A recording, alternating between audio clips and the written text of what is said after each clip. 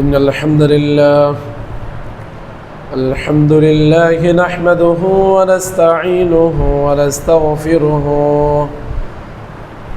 ونستغفره ونعوذ بالله من شرور أنفسنا ومن سيئات أعمالنا من يهده الله فلا مضل له ومن يضلله فلا هادي له وأشهد أن لا إله إلا الله وحده لا شريك له وأشهد أن محمدًا عبده ورسوله الذي أرسله الله تعالى بالحق بشيرا ونذيرا وداعيا إلى الله بإذنه وسراجا وقمرا منيرا أما بعد فإن خير الحديث كتاب الله وخير الهدي هدي محمد صلى الله عليه وسلم وشر الأمور محدثتها وكل محدثة بدعة وكل بدعة ضلالة وكل ضلالة في النار أعوذ بالله من الشيطان الرجيم بسم الله الرحمن الرحيم إنا أنزلناه في ليلة القدر وما أدراك ما ليلة القدر ليلة القدر خير من ألف شهر تنزل الملائكة والروح فيها بإذن ربهم من كل أمر سلام هي حتى مطلع الفجر. وقال النبي الأمين صلى الله عليه وسلم كان رسول الله صلى الله عليه وسلم يجتهد في العشر الأواخر ما لا يجتهد في غيره رواه البخاري ومسلم. الحمد لله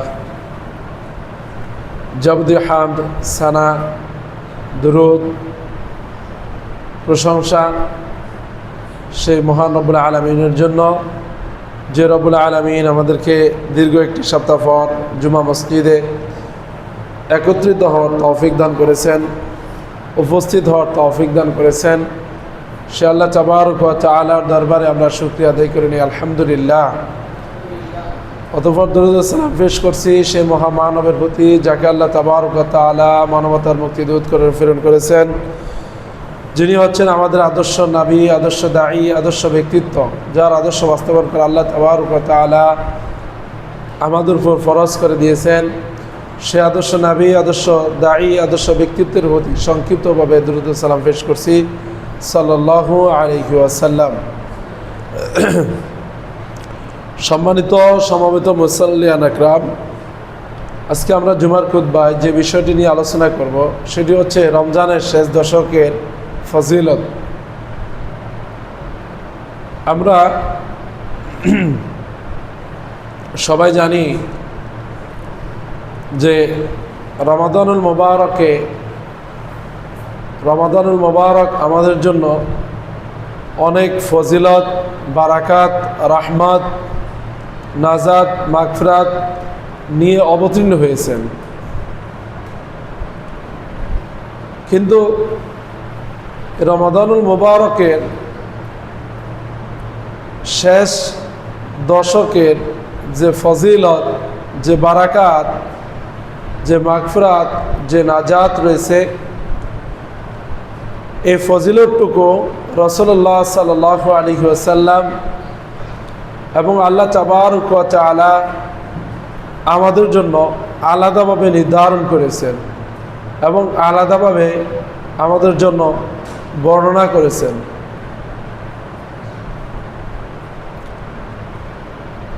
রাসূলুল্লাহ সাল্লাল্লাহু আলাইহি ওয়াসাল্লাম রমজানের শেষ দশকে এমন পরিশ্রম করতেন,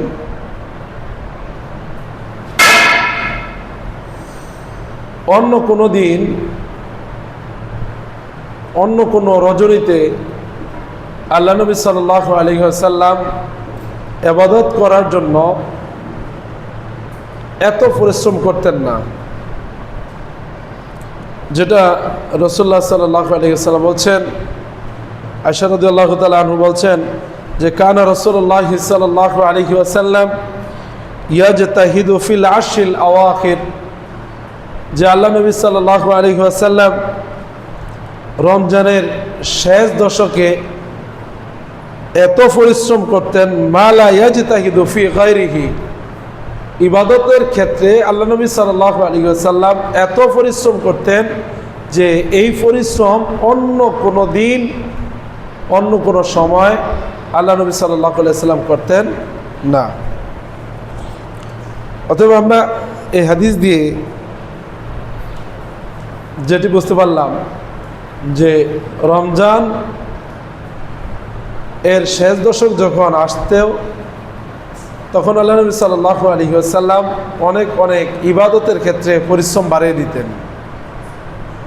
আরেকটি হাদিস যদি আমরা দেখি, যে উম্মুল মুমিনিন আয়েশা রাদিয়াল্লাহু তাআলা আনহা থেকে বর্ণিত, তিনি বলছেন যে কানা নবী সাল্লাল্লাহু আলাইহি ওয়াসাল্লাম, যে রাসূলুল্লাহ সাল্লাল্লাহু আলাইহি ওয়াসাল্লাম ইদা দাখালাল আশরু শিদ্দাতা মিজারাহু শাদ্দা মিজারাহু, যে আল্লাহ নবী সাল্লাল্লাহু আলাইহি ওয়াসাল্লাম যখন রমজানের এই শেষ দশক আসতো তখন তিনি তার লুঙ্গিকে শক্ত করে বেঁধে নিতেন, তার মানে ইবাদতের জন্য প্রস্তুতি নিতেন। 2 নম্বর কাজ করতেন ওয়া আহিয়া লাইলাহু, এবং এই রমজানের শেষ দশকের যে 5টি রজনী রয়েছে, এই 5টি রজনীতে রাসূলুল্লাহ সাল্লাল্লাহু আলাইহি ওয়াসাল্লাম জাগ্রত ছিলেন, জাগ্রত থাকতেন। শুধু তাই নয়, এই শেষ দশকের ফজিলত, বারাকাত, রাহমাত, মাগফিরাত ও নাজাতের জন্য রাসূলুল্লাহ সাল্লাল্লাহু আলাইহি ওয়াসাল্লাম ওয়া আইকাযা আহলাহু, তিনি তার পরিবারের যারা রয়েছে, তার স্ত্রীরা যারা রয়েছিলেন, তাদেরকে রাসূলুল্লাহ সাল্লাল্লাহু আলাইহি ওয়াসাল্লাম রাতে ঘুম থেকে জাগিয়ে দিতেন ইবাদত করার জন্য, আল্লাহর জন্য দাঁড়িয়ে যাওয়ার জন্য। এরপরে আয়েশা রাদিয়াল্লাহু মুসনাদে আহমদের আরেকটি হাদিস, যে আয়েশা রাদিয়াল্লাহু তাআলা আনহা থেকে বর্ণিত, তিনি বলেন রাসূলুল্লাহ সাল্লাল্লাহু আলাইহি ওয়াসাল্লাম যে কানা রাসূলুল্লাহ সাল্লাল্লাহু আলাইহি ওয়াসাল্লাম ইয়াখলিতুল 20 বিসালাতিন ওয়া নাওমিন, যে রাসূলুল্লাহ সাল্লাল্লাহু আলাইহি ওয়াসাল্লাম রমজানের প্রথম 20 দিন তিনি রাত্রে সলাত আদায় করতেন, নাওমিন, এবং তিনি ঘুমাতেন। ফাইদা কানাল আশরু শাম্মারা ওয়া শাদ্দা মিজারা, যখন এই রমজানের শেষ দশক চলে আসতো তখন আল্লাহ নবী সাল্লাল্লাহু আলাইহি ওয়াসাল্লাম তার পরিধানের কাপড়কে, বস্ত্রকে মজবুত করে বেঁধে সালাতে দাঁড়াতেন, এবং রাত্রে তিনি ঘুমাতেন না। এই হাদিসগুলো দিয়ে, হাদিসগুলো দিয়ে আমরা যেটা বুঝতে পারলাম যে রাসূলুল্লাহ সাল্লাল্লাহু আলাইহি ওয়াসাল্লাম তিনি রমজান মাসে শেষ দশকে এত পরিশ্রম করতেন যে পরিশ্রমগুলো ইবাদতের ক্ষেত্রে অন্য কখনো করতেন না। তার কারণ কি? তার কারণ হচ্ছে লাইলাতুল কদর অন্বেষণ করা। তার একমাত্র কারণ হচ্ছে লাইলাতুল কদরকে অন্বেষণ করা। লাইলাতুল কদর কি? আল্লাহ তাবারক ওয়া তাআলা কোরআনুল কারীমে ঘোষণা দিয়েছেন যে ইন্না আনজালনাহু ফি লাইলাতুল কদর, আল্লাহ বলছেন নিশ্চয়ই আমি আপনার নিকট নাজিল করেছি লাইলাতুল কদর, ভাগ্য নির্ধারণীয় একটি রজনী। ওমা আদরাকা মা লাইলাতুল কদর, হে মুহাম্মদ আপনাকে কে জানাবে যে লাইলাতুল কদর কি? আল্লাহ তাবারক ওয়া তাআলা আবার উত্তর দিচ্ছেন, লাইলাতুল কদরি খায়রুম মিন আলফি শাহর। সেই লাইলাতুল কদর হচ্ছে এমন একটি রজনী যে খায়রুম মিন আলফি শাহর, হাজার মাসের চাইতে উত্তম একটি রজনীর নাম হচ্ছে লাইলাতুল কদর। পৃথিবীতে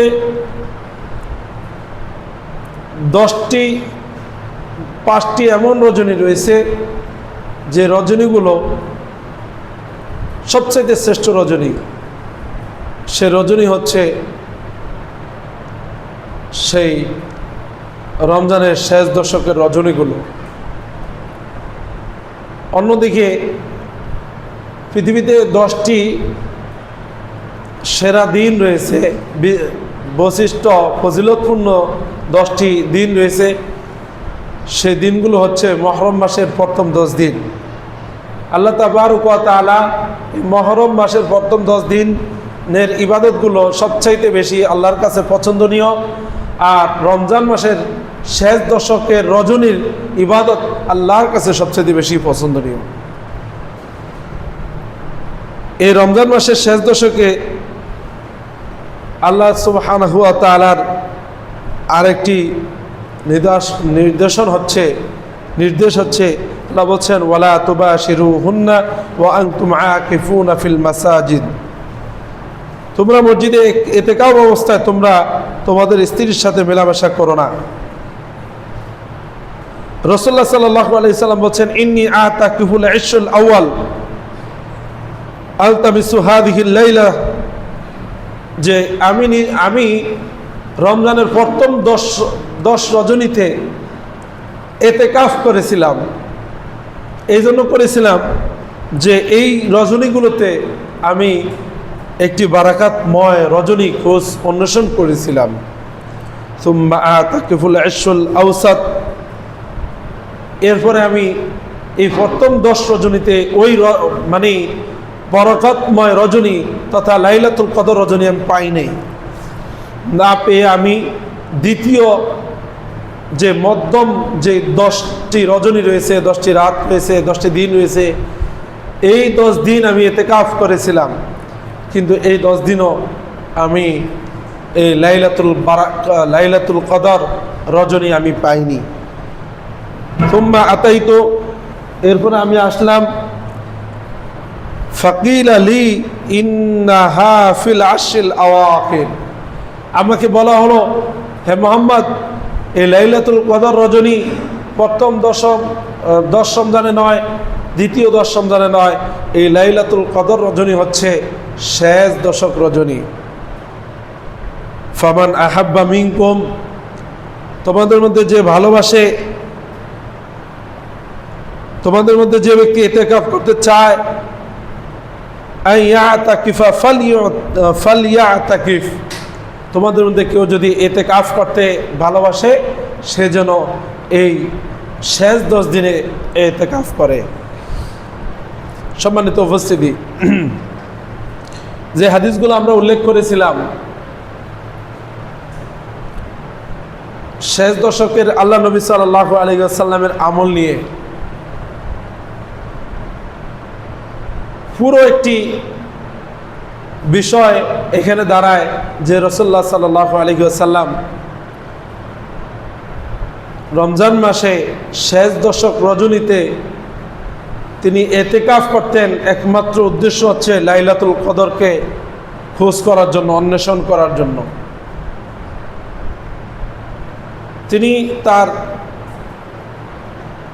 যেদিন থেকে এই সিয়াম তথা রমাদানুল মুবারক আল্লাহর পক্ষ থেকে নির্ধারণ করে দেওয়া হয়েছে, ফরজ করে দেওয়া হয়েছে, সেদিন থেকে শুরু করে যে বছর তিনি মৃত্যুবরণ করেছেন সেদিন পর্যন্ত এই প্রত্যেক রমজানে রাসূলুল্লাহ সাল্লাল্লাহু আলাইহি ওয়াসাল্লাম তিনি ইতিকাফ করতেন। আমরা ইতিকাফের উদ্দেশ্য আমরা অনেকেই জানি না। জানি যে কোনো একজন ইতিকাফে বসতে হবে, একটা এলাকাবাসীর পক্ষ থেকে একজন মানুষ অথবা দুইজন মানুষ বা কয়েকজন মানুষ, কতিপয় মানুষ এতেকাফে বসতে হবে। আসলেই আমরা যাদেরকে এতেকাফে বসাই তাদেরকে যে সমস্ত সমাজে জোর করে মানুষকে এতেকাফে বসানো হয়, আসলে এটা উচিত নয়। এতেকাফ এর একমাত্র উদ্দেশ্য হচ্ছে লাইলাতুল কদরকে অন্বেষণ করা, লাইলাতুল কদর খোঁজ করা। কিন্তু দুঃখের বিষয় হচ্ছে আমরা এই সমস্ত ব্যাপারে অজ্ঞ। সম্মানিত উপস্থিতি, এই পর্যায়ে আমি লাইলাতুল কদর রজনী এত বারাকাতপূর্ণ, এত ফজিলতপূর্ণ কেন? লাইলাতুল কদর রজনী বারাকাতপূর্ণ, ফজিলতপূর্ণের একমাত্র কারণ হচ্ছে এই রজনীতে আল্লাহ তাবারক ওয়া তাআলা এই কোরআন কারীমকে নাজিল করেছেন। এই জন্য লাইলাতুল কদর এত ফজিলতপূর্ণ, এত বারাকাতপূর্ণ। এই রজনীতে কেউ দোয়া করলে আল্লাহ তাবারক ওয়া তাআলা তার দোয়াকে কবুল করে নেয়। কিন্তু দুঃখের বিষয় হচ্ছে আমাদের নবী মুহাম্মদুর রাসূলুল্লাহ সাল্লাল্লাহু আলাইহি ওয়াসাল্লাম তিনি জানতেন না শেষ দশকের রজনীতে, যে কোনো এক রজনীতে এই লাইলাতুল কদর আল্লাহ নবী সাল্লাল্লাহু আলাইহি ওয়াসাল্লাম পেয়ে যাইতেন। কিন্তু দুঃখের বিষয় হচ্ছে আমাদের সমাজে 27শে রমজানে সামাজিকভাবে এই লাইলাতুল কদরকে উদযাপন করা হয়। এই হাদিস থেকে আমরা পেলাম যে রাসূলুল্লাহ সাল্লাল্লাহু আলাইহি ওয়াসাল্লাম লাইলাতুল কদর অন্বেষণ করার জন্য প্রথম 10 দিন ইতিকাফ করছেন, সেই 10 দিন তিনি লাইলাতুল কদর পাননি। এরপরে দ্বিতীয় 10 দিন আল্লাহ নবী সাল্লাল্লাহু আলাইহি ওয়াসাল্লাম ইতিকাফ করেছিলেন এই লাইলাতুল কদরকে খোঁজ করার জন্য। ওই দ্বিতীয় 10 দিনও আল্লাহ নবী সাল্লাল্লাহু আলাইহি ওয়াসাল্লাম লাইলাতুল কদর পাননি। এরপরে রাসূলুল্লাহ সাল্লাল্লাহু আলাইহি ওয়াসাল্লাম তিনি বলছেন যে তোমাদের মধ্যে যে ব্যক্তি চায় যে লাইলাতুল কদর অন্বেষণ করবে, সেই ব্যক্তি যেন শেষ দশকে ইতিকাফ করে। তার মানে শেষ 10 দিনের মধ্যে যে কয়টা রজনী রয়েছে, ওই কয়টা রজনীর মধ্যে যে কোনো এক রজনীতে লাইলাতুল কদর আসবেই। আল্লাহ নবী সাল্লাল্লাহু আলাইহি ওয়াসাল্লাম নির্ধারণ করেননি। কিন্তু দুঃখের বিষয় হচ্ছে আজকে আমাদের সমাজ, আমাদের দেশীয়, রাষ্ট্রীয়ভাবে, সামাজিকভাবে লাইলাতুল কদরকে নির্ধারণ করা হয় 27শে রমজানকে, যেটি রাসূলুল্লাহ সাল্লাল্লাহু আলাইহি ওয়াসাল্লাম জানতেন না যে লাইলাতুল কদর, যদি জানতেন তাহলে তিনি তো নির্ধারণ করে দিতেন। তিনি এতটুকু জানতেন যে লাইলাতুল কদর এই মহামন্বিত একটি রজনী, এই রজনী হচ্ছে রমজানের শেষ দশকে যে কোনো একদিন, যে কোনো এক রজনীতে লাইলাতুল কদর আসবে। এই জন্য আল্লাহ নবী সাল্লাল্লাহু আলাইহি সাল্লাম রমজানের শেষ দশকে তিনি ঘুমাতেন না। তিনি তার পরিবারকে জাগিয়ে দিতেন, তিনি তার লঙ্গিকে, তিনি তার কাফরকে, পরিধানের কাফরকে শক্তভাবে বেঁধে তিনি ইবাদতে মগ্ন থাকতেন। কিন্তু আমরা সামাজিকভাবে হোক, যে কোনোভাবে হোক, আমরা এই লাইলাতুল কদরকে একটি রাত্রের মধ্যে সীমাবদ্ধতা করে দিয়েছি। সে রাতটি হচ্ছে 27শে রমজান। ফিরে উপস্থিতি, এই লাইলাতুল কদর রজনী কিছু আমল রয়েছে, কিছু দোয়া রয়েছে, যে দোয়াগুলো রাসূলুল্লাহ সাল্লাল্লাহু আলাইহি ওয়াসাল্লাম করতেন। কি সে দোয়াটি হচ্ছে আল্লাহুম্মা ইন্নাকা আফুউন তুহিব্বুল আফওয়া ফাআফু আন্না ইয়া গফুর ইয়া গফুর। রাসূলুল্লাহ সাল্লাল্লাহু আলাইহি ওয়াসাল্লাম যখন এই রমজানের শেষ দশক চলে আসতো, তখন তিনি আল্লাহর কাছে বেশি বেশি দোয়া করতেন, কাঁদতেন, ইস্তেগফার করতেন এবং বলতেন আল্লাহুম্মা ইন্নাকা আফুউন, হে আল্লাহ আপনি হচ্ছেন ক্ষমাশীল, তুহিব্বুল আফওয়া, আল্লাহ আপনি ক্ষমা করতে ভালোবাসেন, ফাআফু আন্নি, সুতরাং আপনি আমাকে ক্ষমা করেন, ইন্নাকা আনতাল গফুরুর রহিম, নিশ্চয়ই আপনি হচ্ছেন ক্ষমাশীল এবং পরম দয়ালু। কিন্তু দুঃখের বিষয় হচ্ছে রমজানের শেষ দশকে আমাদের যে কাজগুলো থাকে সে কাজগুলো হচ্ছে বেশি বেশি শপিং করা।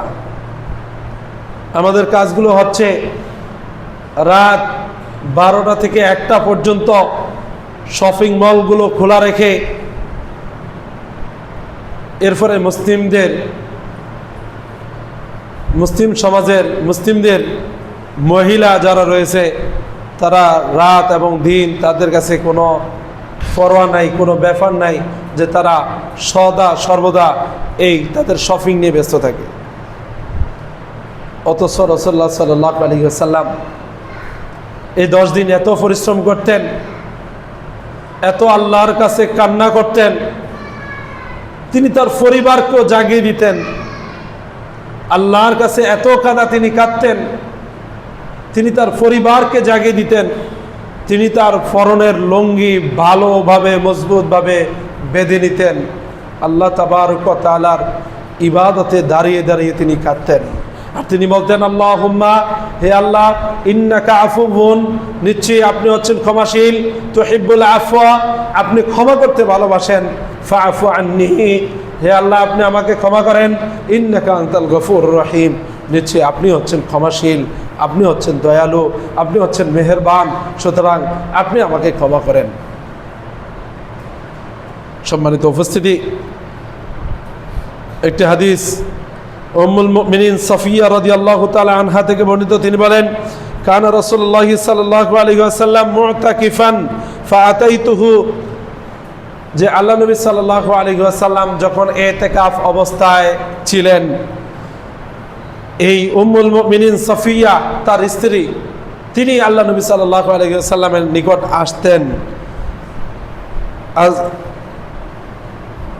আজরুহু লাইলান, যে তিনি এক রজনীতে রাত্রের বেলা আল্লাহ নবী সাল্লাল্লাহু আলাইহি সাল্লামের কাছে আসতেন।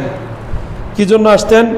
ফাহাদ্দাসতুহু সুম্মা কুমতু লিআনকালিবা, যে তিনি মসজিদের পাশে এরকম আসতেন, এসে আল্লাহ নবী সাল্লাল্লাহু আলাইহি সাল্লামের সাথে কথা বলতেন। কথা বলে তিনি ফিরে যেতেন বাড়ির দিকে। ফাকামা নবী সাল্লাল্লাহু আলাইহি সাল্লাম মাই, এই সাফিয়া রাদিয়াল্লাহু তাআলা আনহু বলছেন যে আল্লাহ নবী সাল্লাল্লাহু আলাইহি সাল্লাম আমাকে বিদায় দেওয়ার সময় তিনি তার ইতিকাফ অবস্থায় তিনি দাঁড়িয়ে আমাকে স্বাগতম জানিয়ে তারপর আমাকে তিনি বিদায় করে দিতেন। এই হাদিস থেকে আমরা যেটা বুঝতে পাই, রাসূলুল্লাহ সাল্লাল্লাহু আলাইহি ওয়াসাল্লামের ঘর, এখানে যারা অনেকেই হজ করেছেন, উমরা করেছেন, রাসূলুল্লাহ সাল্লাল্লাহু আলাইহি ওয়াসাল্লামের ঘরগুলো হচ্ছে সেই মদিনার মিম্বারের পাশে। বর্তমানে যেখানে কবর রাসূলুল্লাহ সাল্লাল্লাহু আলাইহি ওয়াসাল্লাম, ওটা ছিলেন আয়েশা রাদিয়াল্লাহু তাআলা আনহার ঘর। নবীদের জন্য শরীয়ত হচ্ছে নবীরা যেখানে মৃত্যুবরণ করেন ওইখানেই তাদেরকে কবর দিতে হবে।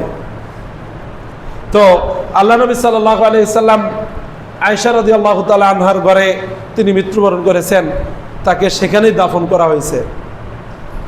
তো আমি যেটা বোঝাতে চেয়েছিলাম যে মসজিদের মিম্বারের পাশ দিয়ে আল্লাহ নবী সাল্লাল্লাহু আলাইহি ওয়াসাল্লামের স্ত্রীদের ঘর ছিল। একসাথে আল্লাহ নবী সাল্লাল্লাহু আলাইহি ওয়াসাল্লামের 11 স্ত্রী ছিল, তাদের ঘর এখানে ছিলেন।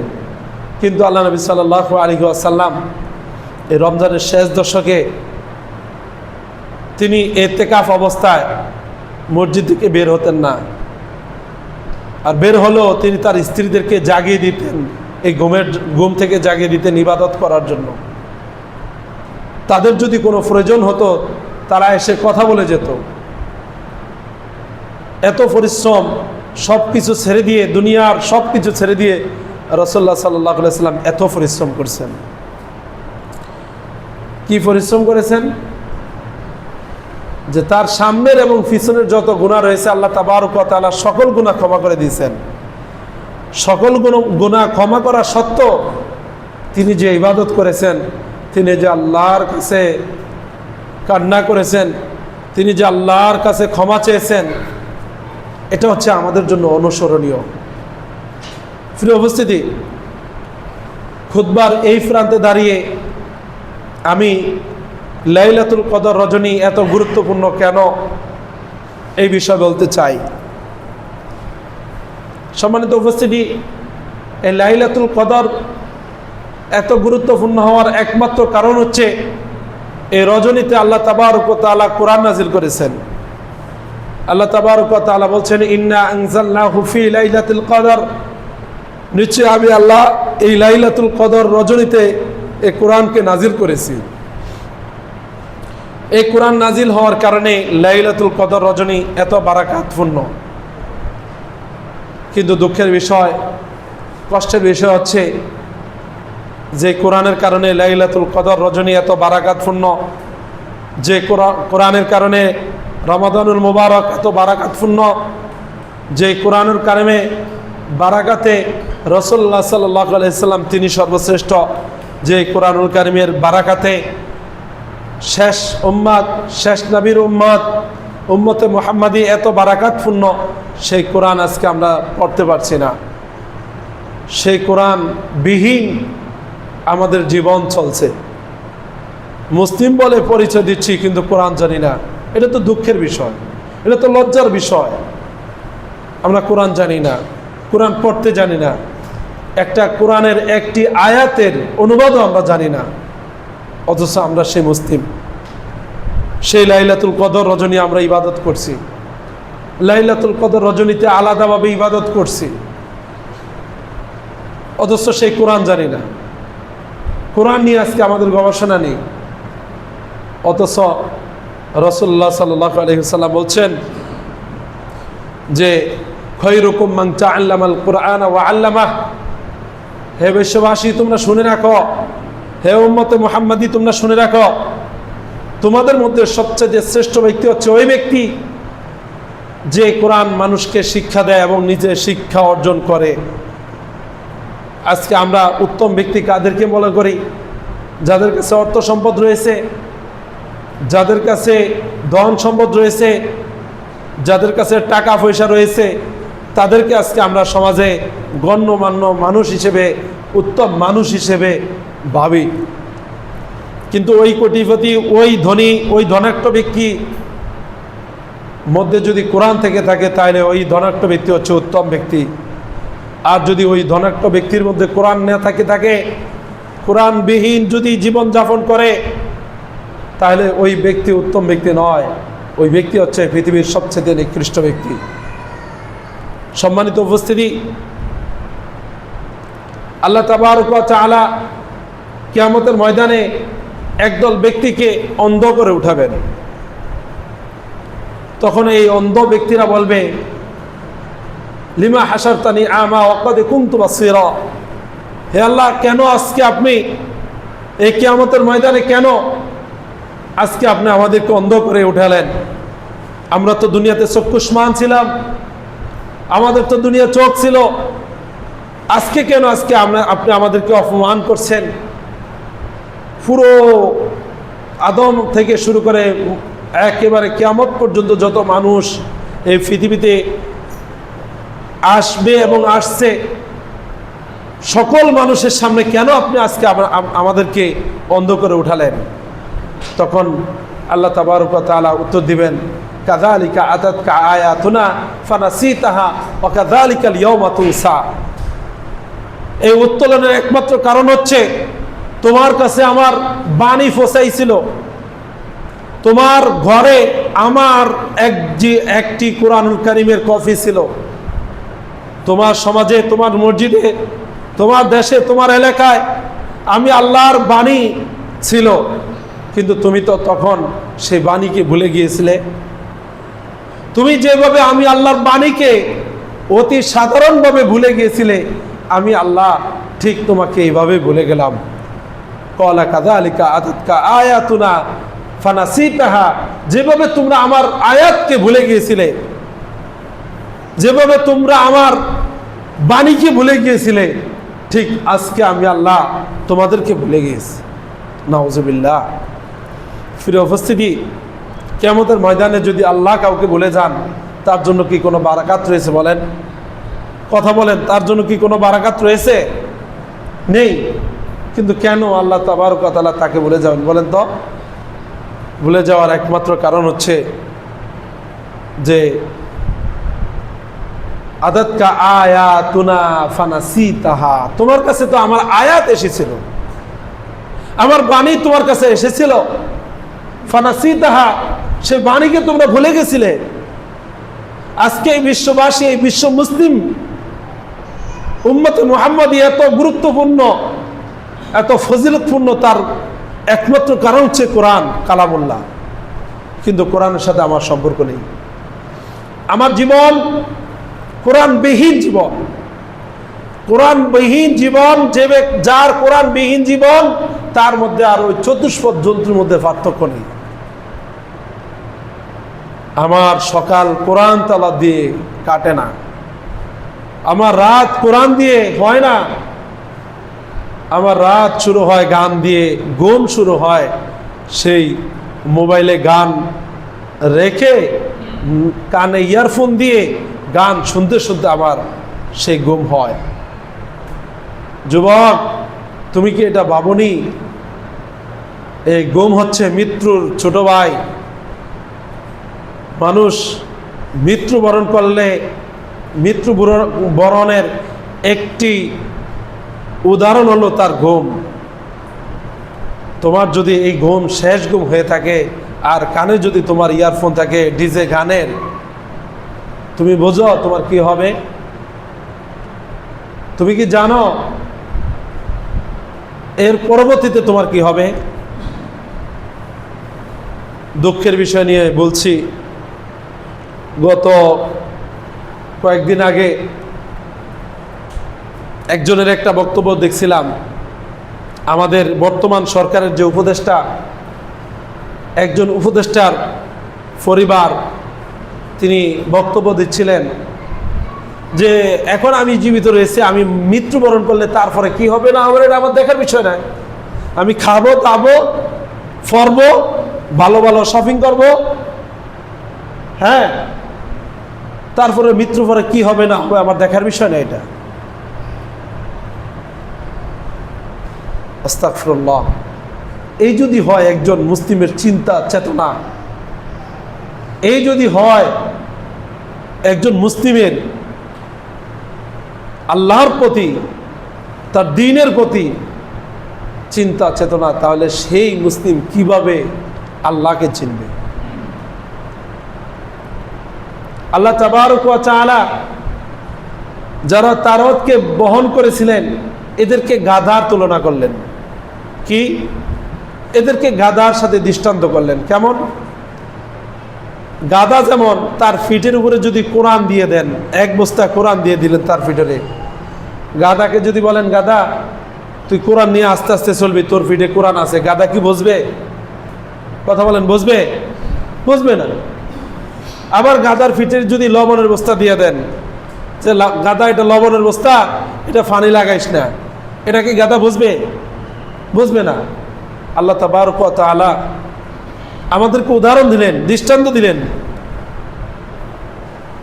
মাসালুল লাযীনা হুমিলুত তাওরাতা সুম্মা লাম ইয়াহমিলুহা কামাসালিল হিমার, যাদেরকে তাওরাত দেওয়া হয়েছিল, আমাদের পূর্বে যে কিতাব তাওরাত, যারা তাওরাত বহন করেছিল তারা হচ্ছে গাধার ন্যায়। গাধা যেমন বোঝা বহন করে, তারাও ঠিক একটি তাওরাত বহন করছিল। তারা জানে না তাওরাতের মধ্যে কি আছে, তারা জানে না এই তাওরাতের কদর কি। মাসালুল লাযীনা হুমিলুত তাওরাতা সুম্মা লাম ইয়াহমিলুহা কামাসালিল হিমার, যাদেরকে আমি আল্লাহ এই তাওরাতের দায়িত্ব দিয়েছি, তারা তাওরাতকে বহন করেছে গাধার মতো। গাধা যেমন জানে না তার ফিটনে কি আছে, এই জাতি জানে না তার তাওরাতের মধ্যে কি রয়েছে। বিসা মাসালুল কওমিল লাযীনা কাযযাবু বিআয়াতিল্লাহ, আল্লাহ বলছেন নিকৃষ্ট এই জাতির দৃষ্টান্ত কতই না নিকৃষ্ট। আল্লাহ জালেম সম্প্রদায়কে হিদায়াত দেন না। ঠিক অনুরূপভাবে হচ্ছে আমরা হচ্ছে গাধার ন্যায়। আমরা কি বহন করেছি? সে কোরআনুল কারীম। এই কুরআনুল কারীমের পাওয়ার, এই কুরআনুল কারীমের মর্যাদা, এই কুরআনুল কারীমের ফজিলত, এই কুরআনুল কারীমের বারাকাত, এই সম্পর্কে আমরা জানি না। সংক্ষিপ্ত পরিসরে যদি বলি, এই পুরো রমজানকে কেন্দ্র করে যে ফজিলতের কথা বলা হয়েছে, সকল ফজিলতের মূল হচ্ছে কি বলেন তো? কোরআন। এই রমজান মাসে কোরআন নাজিল হয়েছে, তাই রমজান মাসে এত ফজিলতপূর্ণ। 2 নম্বর হচ্ছে এই লাইলাতুল কদর রজনী, এত সবচাইতে শ্রেষ্ঠ রজনী, 1000 মাসের চাইতে উত্তম একটি রজনী। তার কারণ কি বলেন তো? এই রজনীতে কি নাজিল হয়েছে? কোরআন। আকাশের ফেরেশতা জিবরাইল আমিন আলাইহিস সালাতু ওয়াস সালাম, তিনি সবচেয়ে শ্রেষ্ঠ। তার কারণ কি জানেন? তার কারণ হচ্ছে তিনি কোরআন নিয়ে রাসূলুল্লাহ সাল্লাল্লাহু আলাইহি সাল্লামের কাছে অবতীর্ণ হতেন। রাসূলুল্লাহ সাল্লাল্লাহু আলাইহি ওয়াসাল্লাম বিশ্ববাসী, পৃথিবীর মধ্যে সবচেয়ে শ্রেষ্ঠ নবী। তার পূর্বে এবং পরে তার মতো শ্রেষ্ঠ, তার মতো ফরেজকার, তার মতো দিনদার কোনো ব্যক্তি আর আসবে না, আসেনি। কেন জানেন? তারপরে কোরআন নাজিল হয়েছিল। উম্মতে মুহাম্মাদি এত আল্লাহর কাছে ফজিলতপূর্ণ, এত ফজিলতপূর্ণ। তার কারণ কি জানেন? উম্মতে মুহাম্মাদি কোরআনকে গ্রহণ করেছে। কিন্তু দুঃখের বিষয় হচ্ছে সেই কোরআন আজকে আমাদের ঘরে রয়েছে। দুঃখের বিষয় হচ্ছে সেই কোরআন আজকে জুজদান দিয়ে ফেসানো, মোড়ানো রয়েছে। দুঃখের বিষয় হচ্ছে সেই কোরআন মাসে একবার, বছরে একবার আমরা ধরি না। সেই কোরআন নিয়ে আমাদের কোনো গবেষণা নেই। আল্লাহ বলছেন, আফালা ইয়াতাদাব্বারুনাল কুরআন আম আলা কুলুবিন আকফালুহা। এরা কি কোরআন নিয়ে গবেষণা করে না? এরা কি কোরআন নিয়ে একটু চিন্তা করে না? নাকি এদের হৃদয়গুলোকে মোহর মেরে দেওয়া হচ্ছে, তালা মেরে দেওয়া হয়েছে? সম্মানিত উপস্থিতি, এই রমজান বারাকাত, রহমত, মাগফিরাত, নাজাত তখনই আমাদের জন্য হবে যখন আমরা কোরআনকে ধরে রাখব আর কোরআনকে ছেড়ে দিব, কোরআনবিহীন জীবনযাপন করব। তাহলে রমজানে বরকাত, রহমত, নাজাত, মাগফিরাতের আশা করে আমাদের লাভ নেই। একটু সময় দিই, যারা কোরআন পড়তে পারেন না একটু চেষ্টা করি। বানি ইসরাইলের ওই ব্যক্তি যদি 99টা হত্যা করার পর এক ব্যক্তির কাছে গিয়েছিল যে বলো, আমি তো 99টা হত্যা করে ফেলছি, আমার জন্য কি কোনো ক্ষমা রয়েছে? ওই ব্যক্তি বলল কি, তোমাকে আল্লাহ জীবনও ক্ষমা করলো না। তখন তাকে হত্যা করে দিয়ে 100টি হত্যা পূর্ণ করলো। 100টি হত্যা পূর্ণ করে দিয়ে তার আকাঙ্ক্ষা ছিল আমি কিভাবে আল্লাহর কাছে ক্ষমা পেতে পারি। তখন এক ব্যক্তিকে জিজ্ঞেস করলো, বললো ওমরের কাছে যাও, গিয়ে সেখানে তওবা করো। ইতিমধ্যেই তার কাছে আজরাইল তথা মালাকুল মউত এসে হাজির, তার জানকে কবজ করা হলো। তার বিচার, ফেরেশতাকে আল্লাহ পাঠিয়ে দিলেন, যাও জমি মাফো, সে যদি ওইদিকে বেশি হয়ে থাকে তাহলে তাকে ক্ষমা করে দাও। তার শুধু ঈমান, তার একটু চিন্তা চেতনা ছিল যে আমি আল্লাহর কাছে ক্ষমা পাবো কিনা, ক্ষমার দিকে তিনি দৌড়াচ্ছিলেন, ক্ষমার জন্য তিনি রওনা করেছিলেন। এই জন্য আল্লাহ তাবারক ওয়া তাআলা তাকে কবুল করে তাকে ক্ষমা করে দিয়ে তাকে জান্নাতুল ফেরদাউস দিয়েছেন। ওই ব্যক্তি 100টা হত্যা করার পর ওই ব্যক্তিকে যদি আল্লাহ ক্ষমা করে জান্নাতে দিতে পারেন, তাহলে আমার আর আপনার হৃদয় কি একটু জাগে না?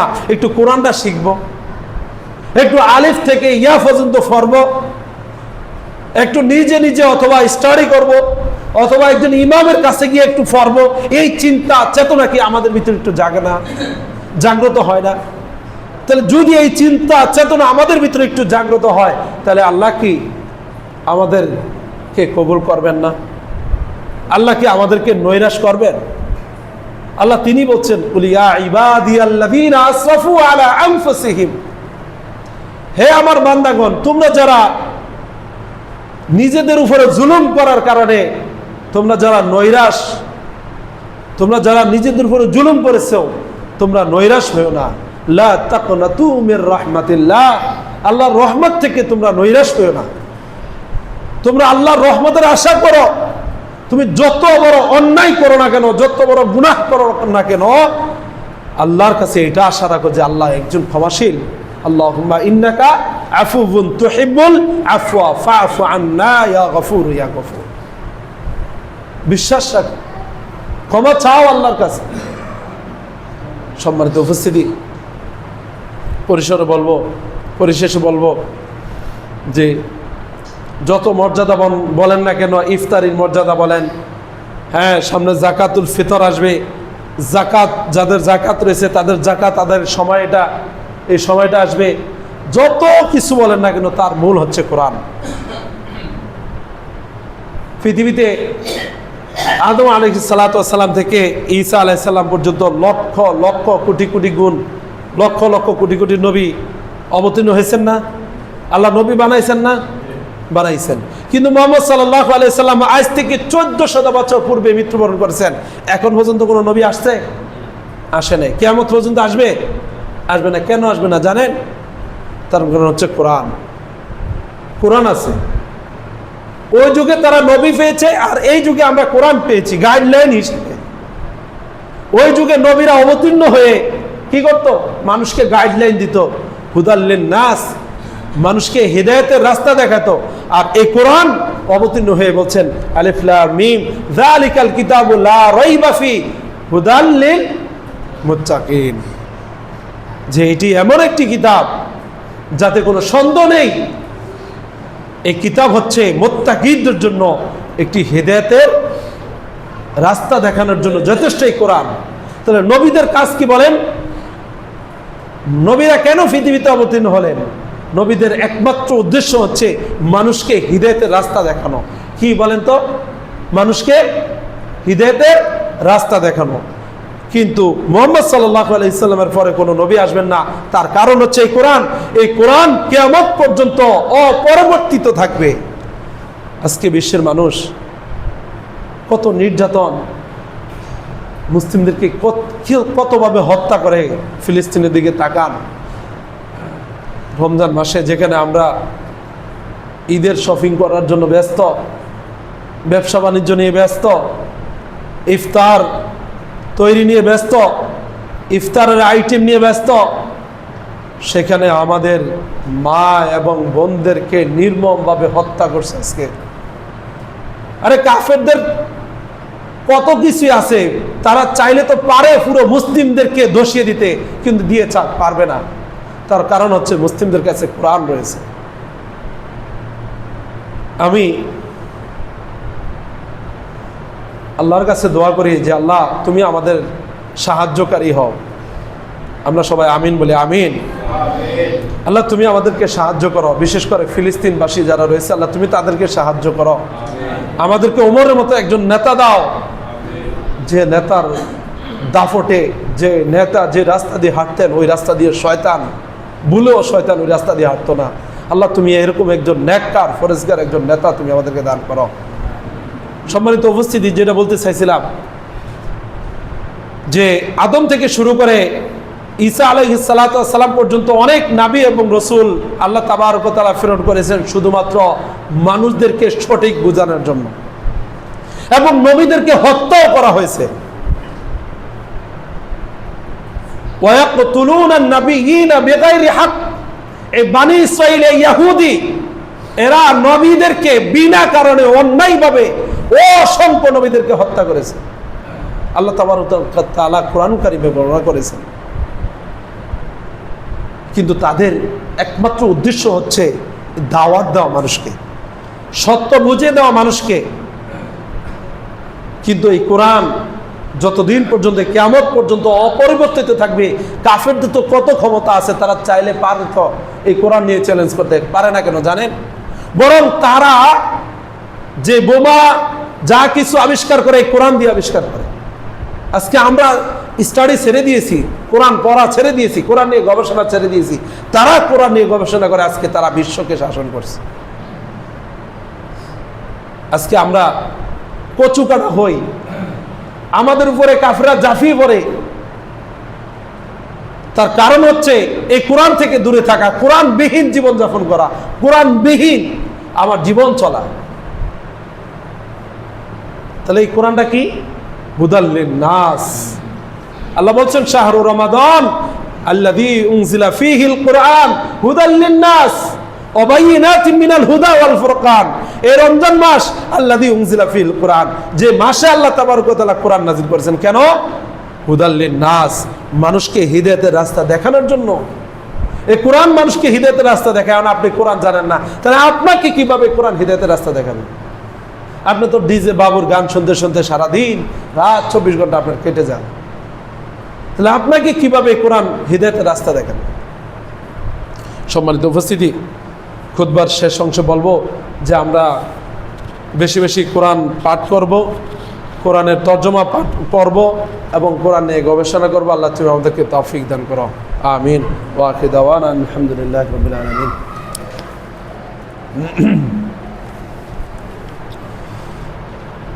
আলহামদুলিল্লাহ আলহামদুলিল্লাহি রাব্বিল আলামিন ওয়াল আকিবাতু লিল মুত্তাকিন والصلاة والسلام على سيد الأنبياء والمرسلين نبينا محمد وآله وصحبه أجمعين وبعد أعوذ بالله من الشيطان الرجيم يا أيها الذين آمنوا صلوا عليه وسلموا تسليما আমরা সবাই দুরূদ পড়ি اللهم صل على محمد وعلى آل محمد كما صليت على إبراهيم وعلى آل إبراهيم إنك حميد مجيد। আমরা এত অলসের অলস, আমরা দুরূদ পাঠ করবো সেখানে অলসতা করি। সবাই দুরূদ পড়ি আল্লাহুম্মা বারিক আলা মুহাম্মদ ওয়া আলা আলি মুহাম্মদ কামা বারাকতা আলা ইব্রাহিম ওয়া আলা আলি ইব্রাহিম ইন্নাকা হামিদুম মাজিদ। সম্মানিত মসজিদের মুসল্লিন একরাম, আমরা আজকে সম্ভবত 20 রমজানে অবস্থান করছি। বলতে বলতে কেটে গেল আমাদের থেকে রমজান, আর মাত্র অল্প কয়টা দিন বাকি। আমরা যারা আল্লাহর কাছে গুনাহগুলোকে ক্ষমা করে নিতে পারি নাই, আর মাত্র 10টা দিন রয়েছে, এই 10 দিনে আমরা যেন আমাদের গুনাহগুলো ক্ষমা করে নেই, এই পরিশ্রম আমরা একটু করি। ভাই, আপনি একটু চোখ খাটেন, আপনি ছাড়া সব চলবে। আপনি মনে করছেন আপনি ছাড়া সংসার চলে না, জি না, ভুল। আপনি মনে করছেন আপনার ছাড়া ওটা চলে না, ভুল। আপনি মনে করছেন আপনি যে দায়িত্বে আছেন আপনার ছাড়া ওই দায়িত্ব চলবে না, এটা ভুল। আপনি সারা পৃথিবীর সব কাজ চলবে। একটু চোখটা খেটে দেখেন, একটু অসুস্থ হয়ে দেখেন, অথবা একটু ভেবে দেখেন যে আপনি সারা কাজ চলে কিনা পৃথিবীর। আপনি মনে করছেন আপনি কামাই না করলে আপনার সন্তান না খেয়ে মারা যাবে, ভুল। আপনার সন্তানের রিজিকের ব্যবস্থা আপনার সন্তান সৃষ্টি হওয়ার 500 বছর পূর্বে আল্লাহ নির্ধারণ করে দিয়েছেন, ভুল কথা। বরং চাইতে আপনার ইনকামের মাধ্যমে রিজিক বেড়ে তারপর আপনার সন্তানের রিজিক বাড়ে, আপনার সন্তানের রিজিক আপনার হাত দিয়ে আসে। তো যেটা বলছিলাম যে আমরা যে যে দায়িত্বে আছি, যে যে জায়গায় অবস্থান করেছি, এই অবস্থান থেকে, এই ব্যস্ততা থেকে একটু সরে গিয়ে এই 10টি রাত আমরা একটু পরিশ্রম করি। মনে করিয়েন না এই 10 রাত রিক্সাওয়ালারা মনে করবো আমরা রিক্সা বেশি চালালে টাকা বেশি পাবো। ব্যবসাওয়ালারা তো মাশাআল্লাহ একেবারে ফজর পর্যন্ত পারে না, তারা মার্কেট শপিংগুলো খোলা রাখে এই 10 দিন ইনকাম করার জন্য। কিন্তু আল্লাহর দিকে তাকিয়ে এই 10টা দিন একটু আল্লাহকে চান, আল্লাহকে পান, আল্লাহর কাছে চান, আল্লাহর কাছে ক্ষমা চান। এই 10টা দিন একটু কাজে লাগান। রাসূলুল্লাহ সাল্লাল্লাহু আলাইহি সাল্লাম এই 10টা দিন অনেক কাজে লাগাইতেন। আর লাইলাতুল কদর রজনী 27 রমজানে বন্ধ করে দেন। আল্লাহ নবী তিনি নিজে জানতেন না এই 10 রাতের মধ্যে কোন রাতে লাইলাতুল কদর, আর আপনি বলতেছেন 27 রমজানে। এটা কি? এটা মস্কারা না ভাই? কথা বলেন, এটা কি বাহাত্রামি না? আল্লাহ নবী নিজেই জানতেন না। আল্লাহ নবী প্রথম 10 দিনে ইতিকাফ করলেন, লাইলাতুল কদর পাইলেন না। দ্বিতীয় 10 দিনে ইতিকাফ করলেন, লাইলাতুল কদর পাইলেন না। তৃতীয় 10 দিনে ইতিকাফ করে তিনি বলছেন যে তোমাদের মধ্যে যে ব্যক্তি চায় লাইলাতুল কদর পাইতে, সেজন্য এই 10 দিন ইতিকাফ করে। তাহলে তো ইতিকাফে একদিন থাকতো, লাইলাতুল কদর রাতে হচ্ছে 27 রমজান, তাহলে 27 রমজান সিন্নি টিন্নি খায়া 2 রাকাত 4 রাকাত নামাজ পড়ে একটু জিকির আজকার করে শেষ, গুনাহ সব ক্ষমা করে দিয়ে বাইর দিকে যায় ফজর নামাজ বাদ। আছে কিনা আমাদের সমাজে? কথা বলেন, এগুলো কি মস্কারা না ইসলামের সাথে? আপনারা আমাদের কথাগুলো একটু ভালো করে শ্রবণ করেন। আমরা মিথ্যা কথা বলি না, আমরা যেটা বলি আল্লাহ এবং তার রাসূল যেটা বলছেন সেটা আমরা পৌঁছে দেওয়ার চেষ্টা করি। ইসলাম কোনো ইয়া দিয়ে চলে না, ইসলাম চলে ইসলামের গতি দিয়ে। আজকে আমাদের সমাজের মুসলিমদের একটা সমস্যা, ফিলিস্তিনের দিকে তাকাই, আমরা তাকিয়ে কান্না করি, রাস্তা নেমে যাই আমাদের নবীকে গালি দিলে, অথচ আমার গালে আল্লাহ নবী সাল্লাল্লাহু আলাইহি ওয়াসাল্লামের সুন্নাত নাই। অথচ আমি 24 ঘন্টা রাসূলুল্লাহ সাল্লাল্লাহু আলাইহি ওয়াসাল্লাম সুন্নাতকে পরিহার করি। আবেগ দিয়ে ইসলাম চলে না, আবেগ দিয়ে দিন চলে না, আবেগ দিয়ে আর যাই কিছু চলুক, আবেগ দিয়ে দিন চলে না। আবেগ বাদ দেন, বাস্তবসম্মত যেগুলো সেগুলো হচ্ছে ইসলাম। তো এই আবেগ বাদ দিয়ে দেন, 27 রমজানে ফিন্নিস সালাত একার যা কিছু আছে সব বাদ দিয়ে দেন। বাদ দিয়ে এই শেষ 10 রজনী খোঁজ করবেন কোন রাত্রে লাইলাতুল কদর আছে, পড়ে যায় ভাগ্যে জানি না, প্রত্যেক রজনীকে নিয়ত করব আজকে রাত সম্ভবত লাইলাতুল কদর, আজকে আল্লাহর কাছে ক্ষমা চাই।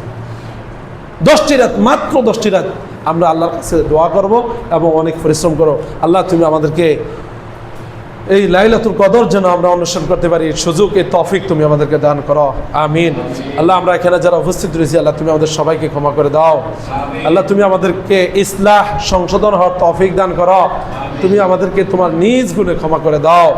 আল্লাহ তুমি আমাদের সিয়ামগুলোকে কবুল করে নাও, আমাদের কিয়ামগুলোকে কবুল করে নাও, আমাদের সেজদাগুলোকে কবুল করে নাও, আমাদের সেজদার মাধ্যমে তুমি আমাদেরকে ক্ষমা করে দাও। আল্লাহ তুমি আমাদের তারাবিগুলো কবুল করে নাও, আল্লাহ তুমি আমাদের ইফতারগুলোকে কবুল করে নাও, আল্লাহ তুমি আমাদের সাদগাগুলোকে কবুল করে নাও। আল্লাহ এই রমজানকে কেন্দ্র করে তুমি আমাদেরকে ক্ষমা করে দাও, ক্ষমা করে দিয়ে তুমি আমাদেরকে নিষ্পাপ করে দাও, নিষ্পাপ করে দিয়ে তুমি আমাদেরকে জান্নাতবাসীওয়ালাদের সাথে আমাদের নামগুলো লিপিবদ্ধ করে রাখো। আল্লাহ আল্লাহ আমরা এখানে যারা উপস্থিত রয়েছি, আমাদের অনেকের বাবা মা অন্ধকার কবরে চলে গেছে, আল্লাহ আল্লাহ তুমি তাদেরকে ক্ষমা করে দাও, এই রমজানকে উসিলা করে তাদেরকে ক্ষমা করে দিয়ে তাদেরকে জান্নাতুল ফেরদাউস নসিব করো। আল্লাহ আল্লাহ আমরা যারা ঋণগ্রস্ত রয়েছি, আল্লাহ তুমি আমাদের ঋণগুলো পরিশোধ করার তৌফিক দাও। আমরা যারা অভাবগ্রস্ত রয়েছি, আল্লাহ তুমি আমাদেরকে অভাবগুলো পূরণ করে দাও। আল্লাহ আমরা যারা ব্যবসা বাণিজ্য করছি, আল্লাহ তুমি আমাদের ব্যবসা বাণিজ্যে বারাকাত দান করো। আল্লাহ তুমি আমাদেরকে রহমত এবং বারাকাতের সহিত যেন আমরা বেঁচে থাকতে পারি, তৌফিক তুমি আমাদেরকে দান করো। আল্লাহ ভারত সহ, ফিলিস্তিন সহ ভারতে এবং অন্যান্য দেশে আমাদের মুসলিম ভাই বোনদের প্রতি নিরীহভাবে অন্যায়ভাবে জুলুম করা হচ্ছে, তাদেরকে হত্যা করা হচ্ছে, সেই শিশু নিষ্পাপ শিশুদেরকেও আল্লাহ হত্যা করছে। আল্লাহ আল্লাহ তুমি আমাদের জন্য সাহায্যকারী হও। আল্লাহ তুমি ফিলিস্তিন বাসীদের প্রতি তুমি রহমত বর্ষণ করো। আল্লাহ তুমি তাদেরকে ক্ষমা করে দাও এবং তুমি তাদের জন্য যথেষ্ট হয়ে যাও। আল্লাহ তুমি আমাদেরকে ওমরের মতো একজন নেতা দান করো, যে নেতাকে নেতা মেনে আমরা যুদ্ধ করে কাফেরদের উপর বিজয় লাভ করবো, এই সুযোগ তুমি আমাদেরকে দান করো। আল্লাহ তুমি মসজিদুল আকসা মুসলিমদেরকে ফিরিয়ে দাও। আল্লাহ মৃত্যুর আগে আমরা যেন মসজিদুল আকসা যে 2 রাকাত সালাত আদায় করতে পারি, এই তৌফিক তুমি আমাদেরকে দান করো, আমিন। আল্লাহুম্মা আনসুরিল মুসলিমিনা ফি ফিলিস্তিন, আল্লাহুম্মা ইহফাযিল মুসলিমিনা ফি ফিলিস্তিন, আল্লাহুম্মা শুদ্দুদিল ইয়াহুদা ওয়ান নাসারা ওয়াল বুদ্দিয়িন ওয়াল হিন্দিয়িন ইয়া রাব্বাল আলামিন। আল্লাহুম্মা আইজ্জিল ইসলাম ওয়াল মুসলিমিন ওয়াযিল্ল আশ-শিরকা ওয়াল মুশরিকিন وأذل الشرك والمشركين وأذل اليهود والنصارى والبديين والهنديين يا رب العالمين. اللهم ارزقنا شهادة في سبيل الله. عباد الله رحمكم الله، إن الله يأمركم بالعدل والإحسان وإيتاء ذي القربى وينهى عن الفحشاء والمنكر والبغي يعظكم لعلكم تذكرون. فاذكروني أذكركم واشكروا لي ولا تكفرون. قوموا للصلاة سووا صفوفكم.